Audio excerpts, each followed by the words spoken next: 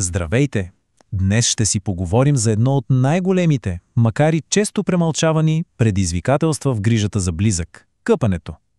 Това, което на пръв поглед изглежда като съвсем проста хигиенна процедура, всъщност може да бъде заредено с много страх, с много неразбиране. В следващите минути ще разгледаме 5 ключови прозрения, които наистина могат да превърнат тази трудна задача в един спокоен момент на грижа и свързване. И така, въпросът е, защо нещо толкова основно може да се превърне в ежедневна борба? Много хора, които се грижат за своите близки, си задават този въпрос.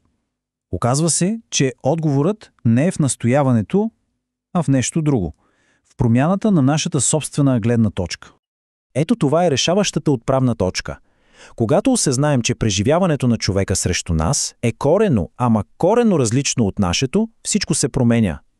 Тук не става въпрос за инат, а за едно много дълбоко чувство на дискомфорт и дори на страх.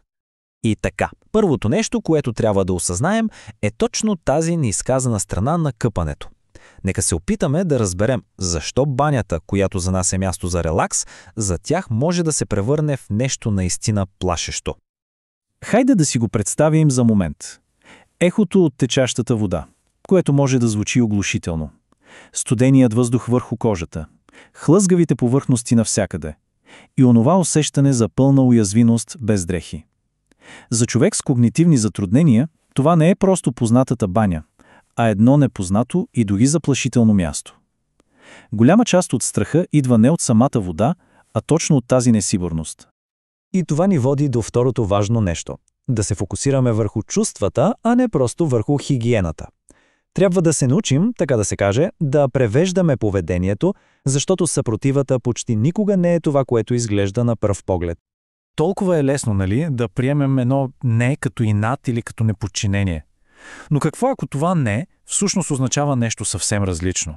Например, страх ми е, изобщо не разбирам какво се случва в момента или чувствам се напълно беззащитен. Когато започнем да виждаме страха зад съпротивата, нашият подход се променя.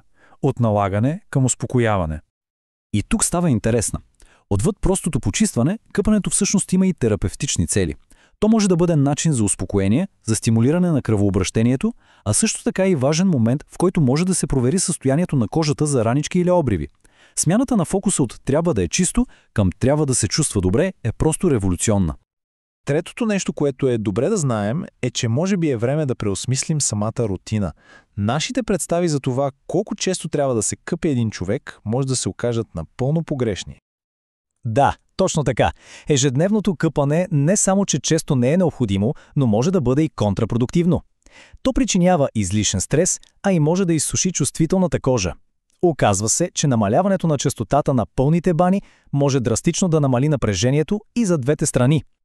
А какво да правим в дните между пълните бани? Ами има идеално решение, така наречената частична баня. Като се фокусираме само върху ключовите зони, поддържаме комфорт по един бърз, ефективен и много по-малко стресиращ начин, без цялото изпитание на душа.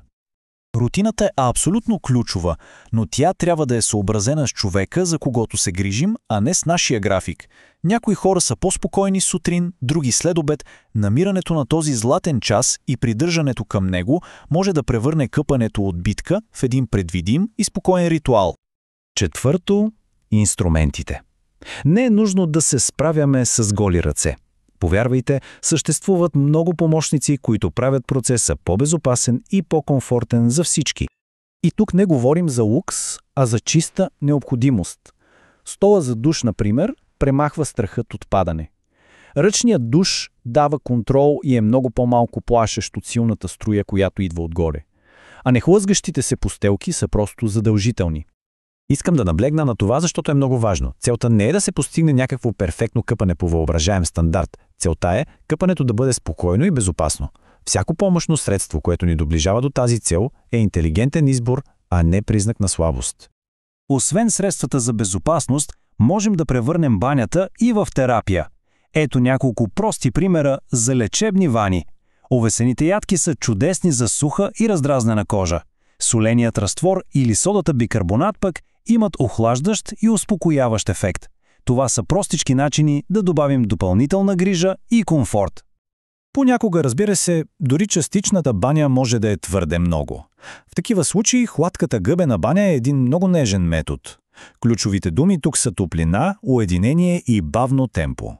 Обтрива се една част от тялото, подсушава се добре и едва тогава се преминава към следващата. Това запазва достойнството и намалява до минимум усещането за студ и уязвимост. И така стигаме до петото и може би най-важно нещо – преминаването от задача към свързване.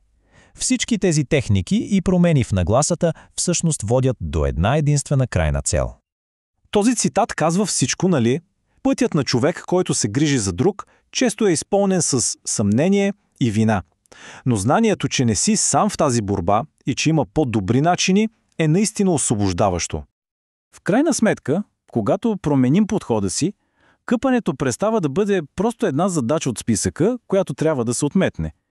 То може да се превърне в възможност за нежен допир, за спокойна комуникация, за момент на истинска връзка, дори когато думите вече ги няма. И ще завърша с този въпрос, който да остане да помислим. Какво би се променило, ако се освободим от натиска всичко да е правилно и перфектно? И ако вместо това просто се стремим да бъдем състрадателни, както към човека, за когото се грижим, така и към самите себе си. Може би точно там се крие ключа.